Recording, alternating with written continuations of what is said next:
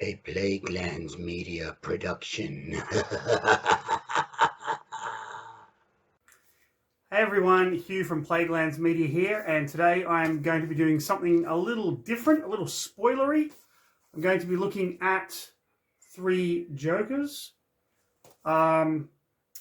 This is a graphic novel by Geoff Johns, one of my favorite comic book writers of all time, and the character of Batman has always kind of held my interest just because of how good of a rogues gallery he actually has. So when the idea was floated out there that there were actually 3 Jokers, and Geoff Johns was going to be doing a mini-series exploring this, it really piqued my interest quite a bit. Batman has always been a really interesting character for me, primarily because of his rogues gallery. So I just love the idea that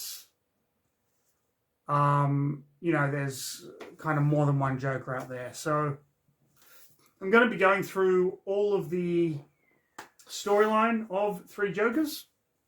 So if you don't want to know exactly what happens in the story itself, go and watch another Plaguelands Media video. They're all fucking awesome. You're going to enjoy them. But if you want to know my thoughts on this phenomenal storyline, there you go. I'm just giving it away. Keep watching another episode of...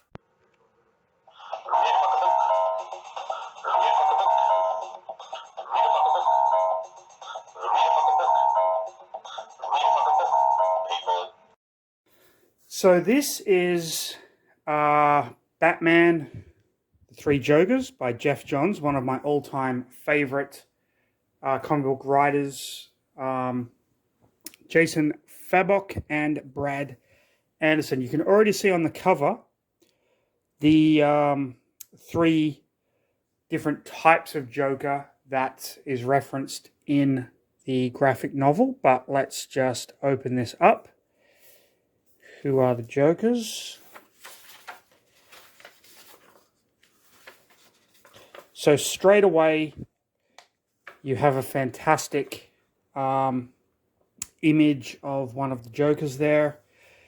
And the story starts with Bruce Wayne kind of bringing the Batmobile back, crashing into the headstones of his parents, going into the Batcave. Now, the first thing that strikes you is the art in this book. Very reminiscent of Batman the Killing Joke, and that is intentional. We have Alfred kind of dressing his wounds, and we see, we have the back from when Bane snapped it in Nightfall. The Riddler's attack. So we're getting like little Catwoman slashes, little kind of black and white pictures, Killer Croc, Scarecrow. But then it all comes back to the Joker, and we just get a lot of Joker references. Of course, what good Batman story wouldn't be complete without a flashback of Joe Chill killing his parents? So then we move to the 3 Jokers, which are the criminal, the clown, and the comedian. We have Barbara Gordon running on a treadmill. Now, for those of you that are not familiar, Barbara Gordon was actually shot and paralyzed by the Joker in Alan Moore's 1988 graphic novel, Batman the Killing Joke. But there was a storyline where the Flash kind of went back in time to try and save his mother. It fucked everything up. We get the Flashpoint storyline, which led into the New 52, which led into DC introducing the Watchmen characters into mainstream continuity, which led to the Rebirth, blah, blah, blah, blah. All you need to know is Barbara Gordon can walk, but she has never forgotten what the Joker did. She has those memories of being shot, and it is implied molested by the Joker as well. For those of you that don't know Batman the Killing Joke, it was an attempt by Alan Moore to create something of Joker origin story, but it was very well done. And the whole point of it was the Joker was trying to drive Commissioner Gordon crazy because he believed that all anyone needed was one bad day, and then you got like the Joker's origin story, kind of. Then we go to Red Hood. Those of you that don't know who Red Hood is, it's Jason Todd, the second Robin that was killed off in another 1988 Batman storyline, Batman: A Death in the Family, where people called in and voted whether or not to kill off Jason Todd. Ultimately, they did, but he was brought back as a villain, the Red Hood. That is pertinent later on in the story. The Red Hood actually becomes pertinent. So here is Jason kind of remembering what the Joker did to him. The Joker actually beat him to within an inch of his life, and before Batman could save him, he was blown up. While the story is very good, the whole point of Jason Todd wanting to find his mother, and his mother working with the Joker, and the Joker's a terrorist who has diplomatic immunity. The kind of side story is pretty shit, but the comic itself was epically brutal. So then we have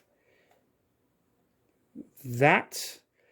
This is a reference to Alan Moore's The Killing Joke, in which the Joker is a stand-up comedian who is basically hired to dress up like the Red Hood, and ultimately falls into the acid that makes him. So a little bit of investigation. So we have Barbara Gordon, Batgirl. Great to see her again.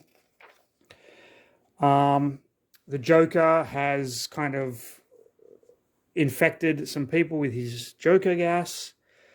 And then here we get Red Hood breaking into the ambulance to interrogate. The 9-panel are very reminiscent of the Watchmen panel layout. You don't get any large splash pages. I believe like 3 is the most panels you'll see on a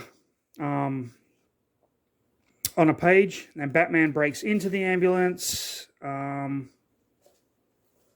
of berates Jason Todd because someone has stolen a tank of the same chemicals that turned that created the Joker, basically, a tanker truck. And so then we have the tanker truck coming up, and we have two of the 3 Jokers. This one, of course, very reminiscent of The Killing Joke. Barbara Gordon and Jason Todd have a few choice words. We have our 3 Jokers set up.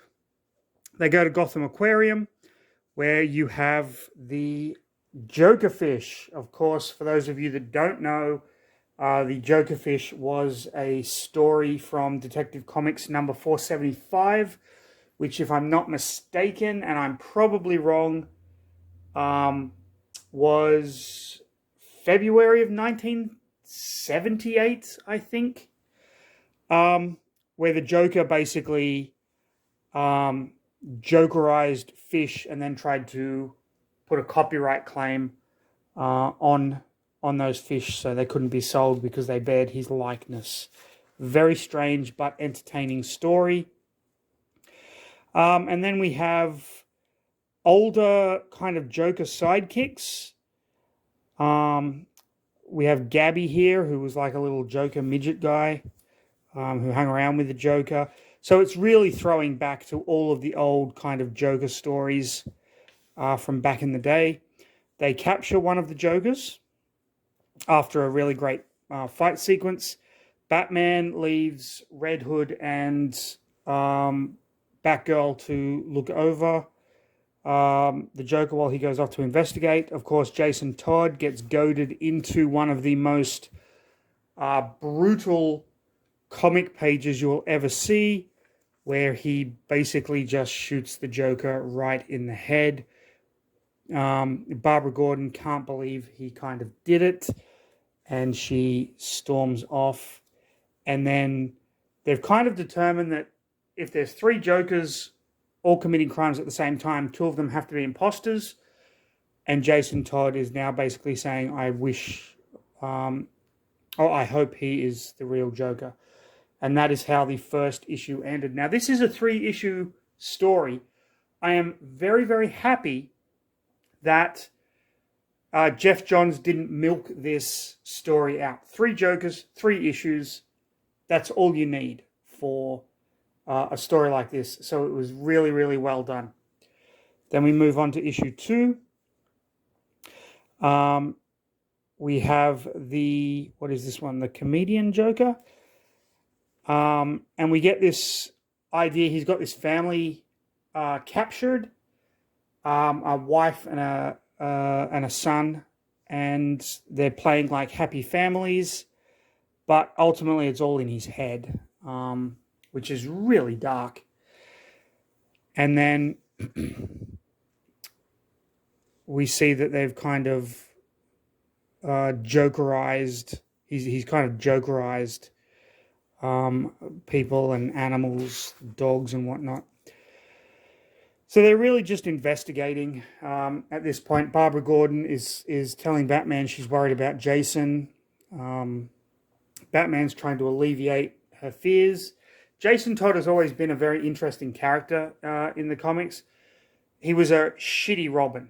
I think the portrayal of Jason Todd in the Teen Titans, in the Titans, I should say, it's not Teen Titans, in the Titans TV show is phenomenal and on point.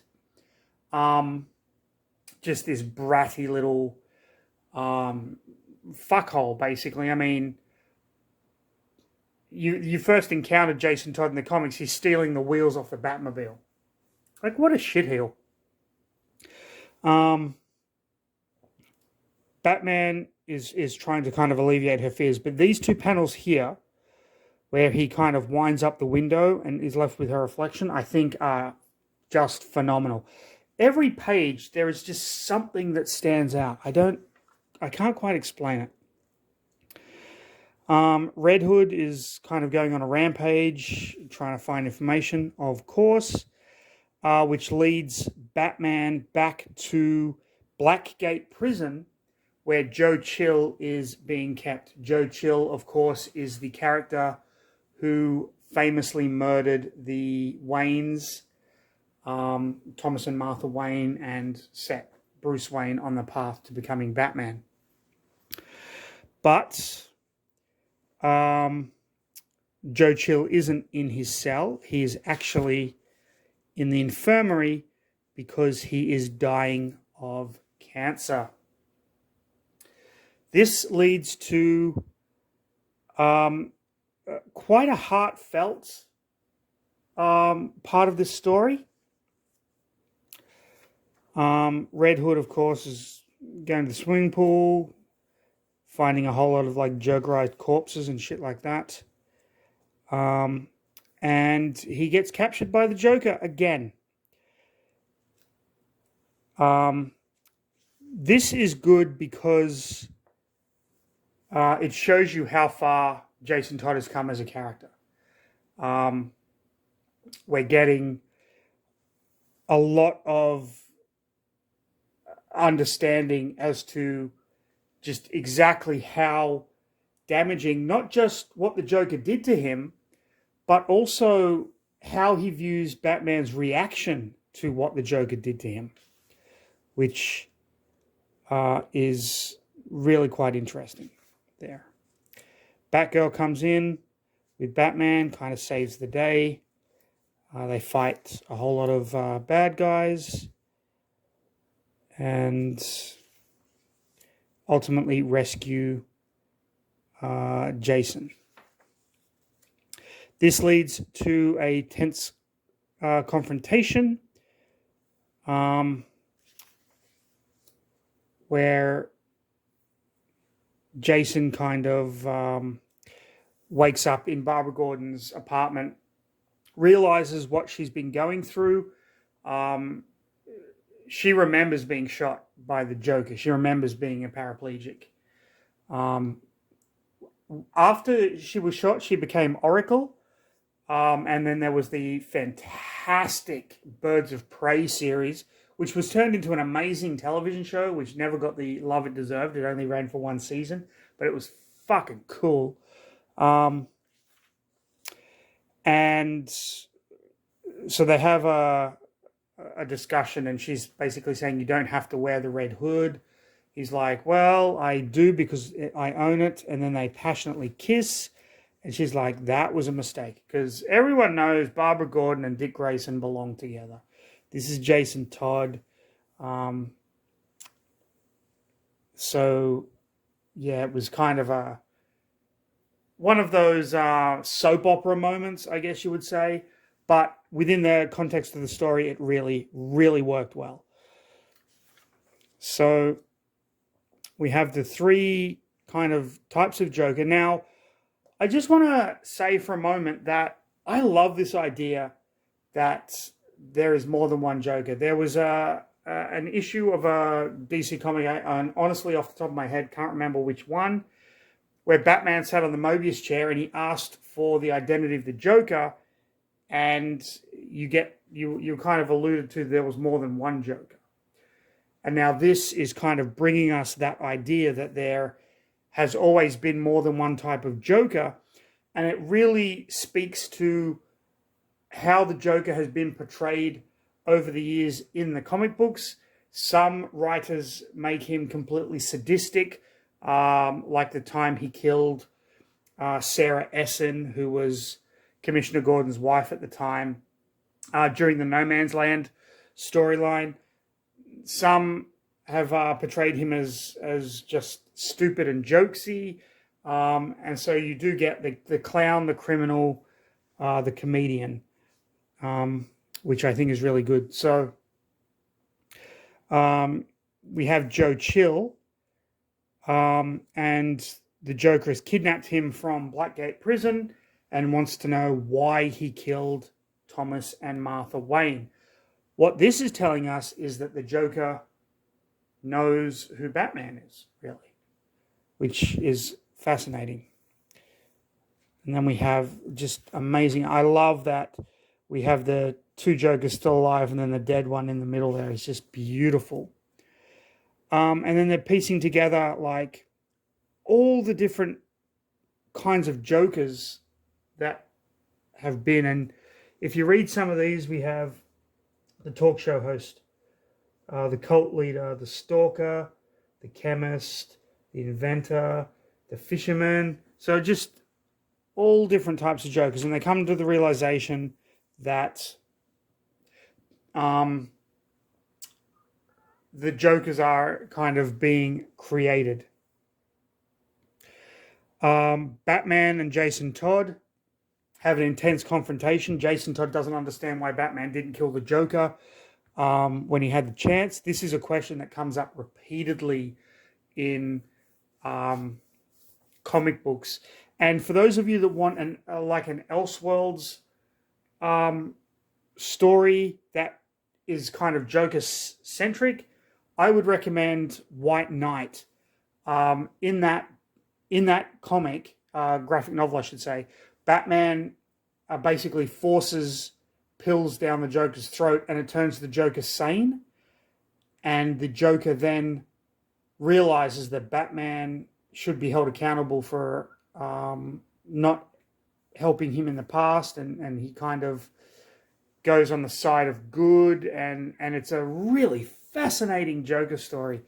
One that I have to read and review. I read it ages ago and I really want to read it again.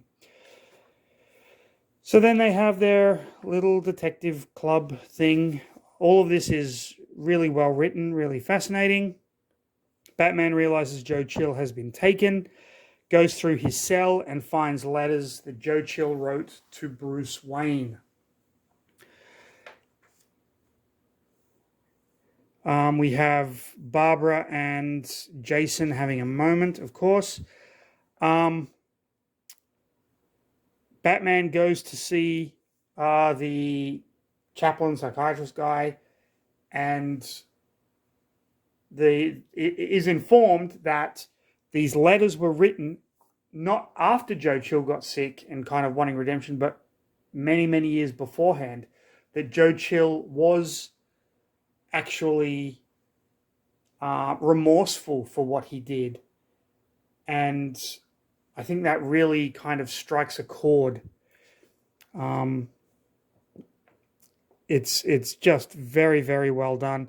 But in one of the letters, they're all to Bruce Wayne, but there's one to Batman, and there's tickets to the Mark of Zorro at the theater. The Mark of Zorro, of course, being the film that the Waynes saw before Thomas and Martha Wayne were shot by Joe Chill.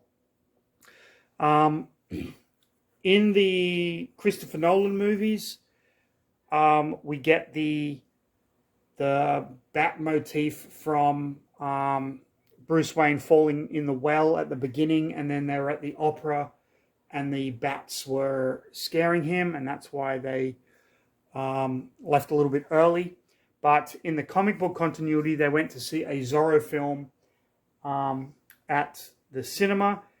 And of course, any of you that have read or seen any of the Zorro movies, you can see the similarities right away. I mean, they were right there from the beginning. So I think that's pretty cool. So they go to the movie theater.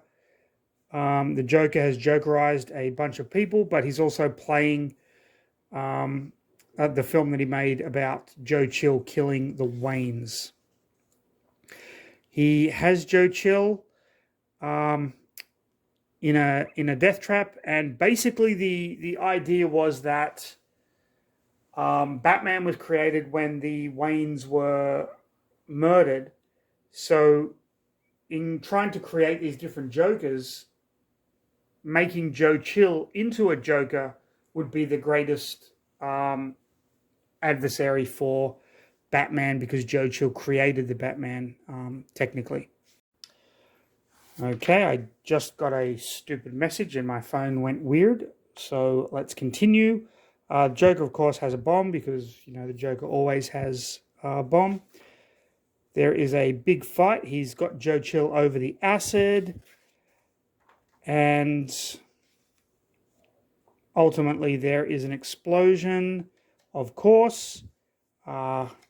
Beautiful pages. The artist did a fantastic job. The colorist did a fantastic job of not only rendering the action, but the colors of fighting in a fire, the lighting effects as well. I just think are phenomenal. Ultimately, Batman saves Joe Chill.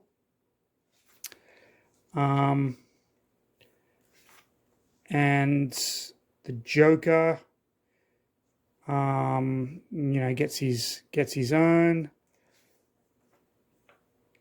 Everyone kind of comes out on it. Joe Chill passes away, of course, with Bruce Wayne standing next to him and holding his hand, which, for everything that Joe Chill did, the killing of Thomas and Martha Wayne was the thing that he regretted the most. I mean, he was just a street thug, kind of looking for money, I guess. You can argue that maybe he was hired by people. It doesn't really matter.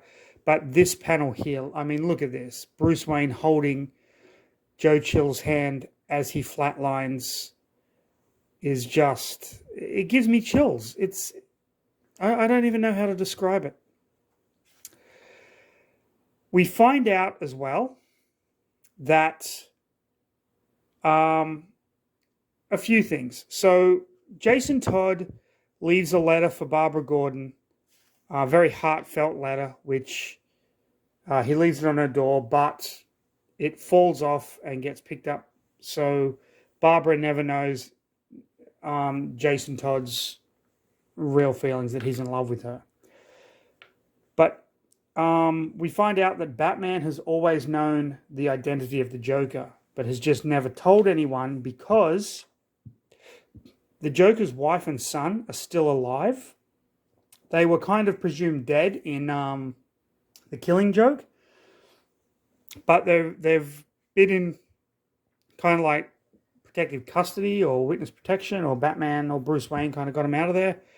And if anyone else knew the Joker's name, they'd be able to find his wife and son, which is a little bit of a cop-out. I don't think it'd be that easy, but it rounds out this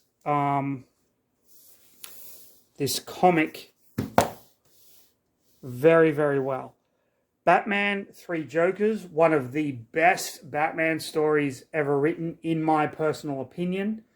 I absolutely loved it because it's not a character study of the Joker, as you would kind of expect, but it is more a character study of the Joker's victims, namely Barbara Gordon, Jason Todd, and of course, Batman himself. I think Geoff Johns did an amazing job with this. We are not given the identity of the Joker. We don't need to know the identity of the Joker.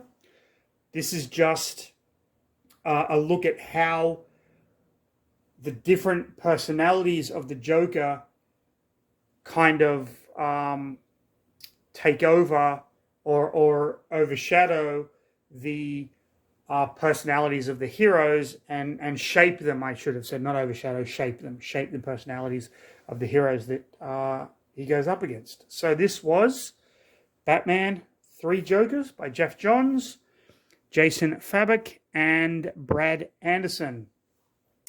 There are a ton of other fantastic Batman stories out there.